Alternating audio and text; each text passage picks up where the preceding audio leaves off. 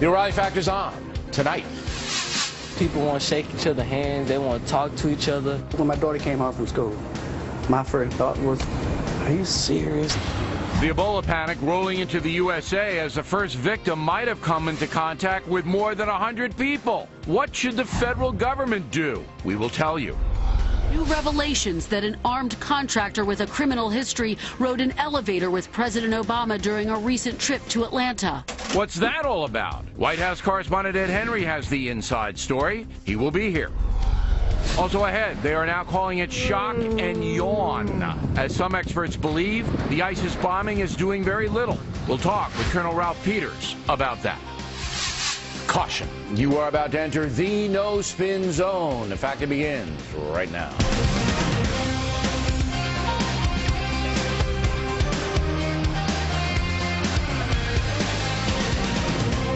Hi, I'm Bill O'Reilly. Thanks for watching us tonight. The Ebola panic. That is the subject of this evening's Talking Points memo. All over the country, people are discussing the deadly disease Ebola. Brand new Fox News poll asks, how concerned are you Ebola will spread to the USA? 68% concerned, 31% not so much. But as you may know, the disease is already here in Texas.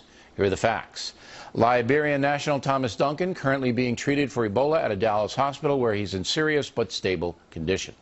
Duncan arrived in the USA on September 20th. Prior to that, he had helped a 19-year-old woman in Liberia who was ill.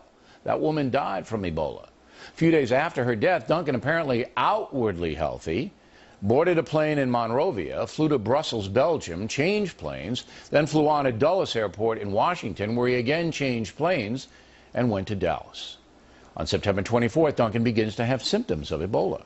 On September 26th, 2 days later, he goes to the Dallas Presbyterian Hospital where he's examined and sent home with medication. On September 28th, Duncan is taken by ambulance back to Presbyterian, where he's properly diagnosed with Ebola. But here's the shocking thing. Before the ambulance arrived, Reuters is reporting that Duncan was seen vomiting in the parking lot of the apartment building where he was staying. Ebola is spread by bodily fluids. Dallas authorities now estimate that up to 100 people, some of them children, may have had direct or secondhand contact with Duncan. So in Dallas right now, there is grave concern. When my daughter came home from school, my first thought was like any concerned parent, are you serious? I just started crying. I was like hysterical, so. I was just wanted to get to my kids, so I went and got them. People want to shake each other's hands. They want to talk to each other. They scared to go into the restroom. It's scary, real scary. They need to tell us what child it is, because, I mean, if it was in their class, I'm going to be 10 times more pissed than I already am.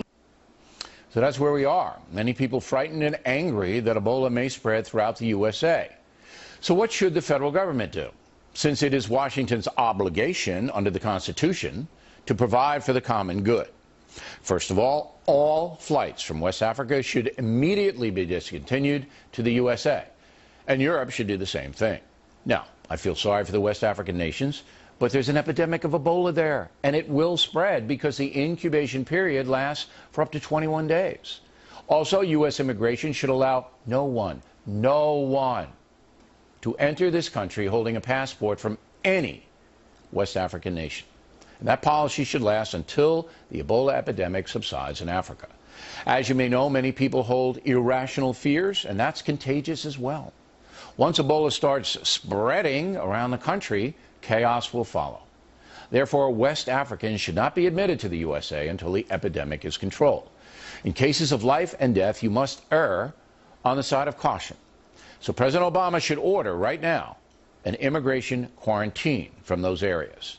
And that's a memo. Now for the top story tonight. Reaction with us here in New York City, Andrea Tantaris and Alan Combs. So Combs, we have some information today that Utah authorities are looking at some strange occurrences. And you know what this is. This is going to permeate around. Already everybody's talking about it. So my plan makes perfect sense, does it not? It does not. It does not. This is scaring people. This is scaremongering, and this is what the media is doing. Scaremongering with ISIS, scaremongering with Ebola, and this is what the media does. All right, so you would let anybody from these countries in? What happens is when they get on a plane in West Africa, they are checked to see if they have a temperature. If they have any symptoms whatsoever, they don't get on the plane. All right, so you're putting the security of the American people in the hands of West African authorities. I am suggesting that what the World Health Organization says and what the CDC here says, that to have to quarantine and not let people here is a terrible overreaction. Also, it's got negative possible consequences. You're quarantining a country. We need to get medical personnel in and out. Well, that quarantine wouldn't apply to medical personnel. You're hurting the country. All right. And you say? I say, you're insane. Thank you for letting me know that. Alan's insane. Yeah, well, we've known that for many, many years. But under a program where we hire the insane, just a few, he's here. Andrea, I'm part of affirmative action. Oh, yeah. We filled our quota check. No, back it up now, Tanteros. Well, back up my insanity, too. We're going to rely on the West African nations that clearly cannot contain this virus. And by the way, Bill, barely believe in modern medicine or have the ability to treat anybody in their country. We're going to trust them that they're going to make sure that no one with Ebola gets on a plane. Well, this gentleman came to our country. We're also going to trust that anyone coming here is going to be honest and candid with us. That they're going to admit that that's an excellent point, because people in West Africa, no, they're not going to get cured in West Africa. But in the United States, if they could get here, they'll be cured. Well, and also, so there is an incentive for people who are ill to get here. But let me get with Combs one more time. By the way, we sent thousands of military personnel to West Africa to create clinics, to work with these people. And that's a noble thing that the USA always does. But those are professional people who are under strict guidelines of what to do and not to do. Now, you got this guy vomiting, according to Reuters. Reuters and the New York Times, by the way. The New York Times, excellent reporting on this whole thing.